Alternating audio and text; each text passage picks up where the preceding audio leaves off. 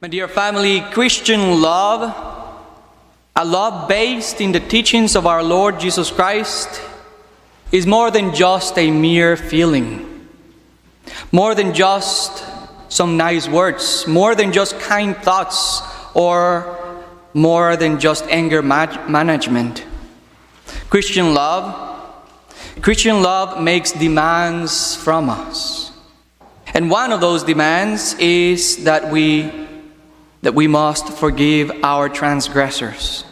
Forgive those who have sinned against us. Forgive those who have wronged us. So naturally, questions should arise.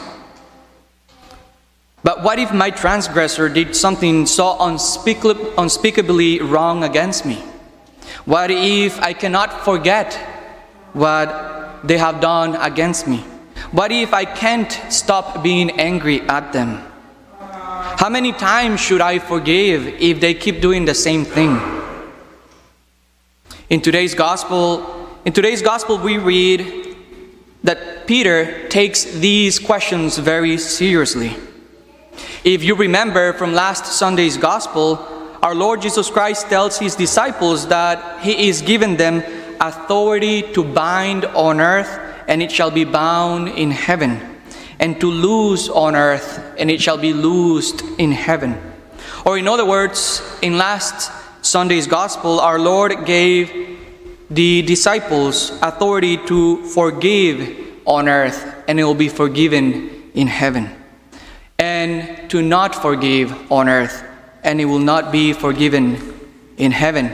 Here is where the sacrament of confession or reconciliation is born. Christ commanded his disciples to be ministers of forgiveness.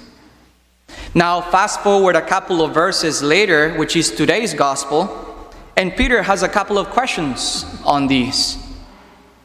What does it mean to us?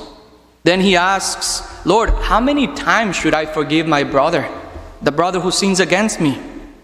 Is it 7 times? Can we just get some guidelines, please? And then our Lord responds with, no.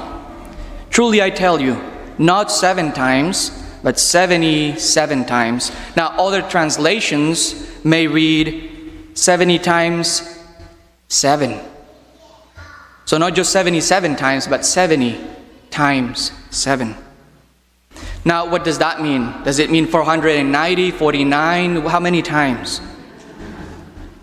The number 7 symbolizes perfection. It is all throughout Scriptures. We read it from the beginning to the end. In Genesis, the end of creation is on the 7th day. The day of rest is the 7th day. Then fast forward to the end of Scriptures, Revelation. There are 7 seals in Revelation, 7 trumpets in Revelations. From beginning to end, the number 7 marks completion, perfection. So when our Lord says, you should forgive 70 times 7, our Lord is inviting us to forgive the perfect amount of times, to be generous in forgiving. However, we must be careful in falling into 2 extremes. One extreme is that one must not forgive no matter what the circumstances are. And the excuse might be, well, a sin is a sin, and something wrong is wrong and should not be forgiven. It's one extreme. The other extreme is thinking that forgiveness means forgetting no matter what the circumstance is. Or thinking that forgiveness means not being angry anymore at the person. Or as if nothing ever happened between the two of you. Forgiveness, my dear family, forgiveness is not based on feelings. It is not based on our emotions. It does not mean that we must have warm feelings and become best buddies with the one who sinned against us. No, it doesn't mean that. Forgiveness is not feeling-based.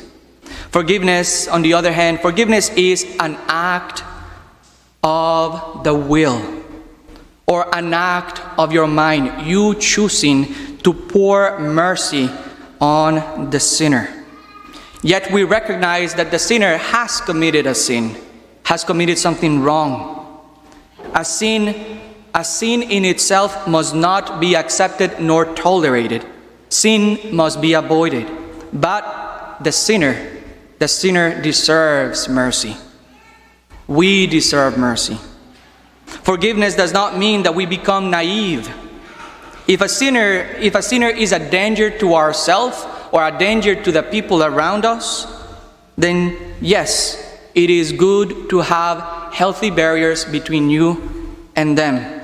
But that does not mean that we cannot pour mercy on them. We choose to pour mercy just as God places His mercy on us, our transgressions, our trespasses. Yes, there may still be some righteous anger in us, but let it not be a sin. Let it not become a sin.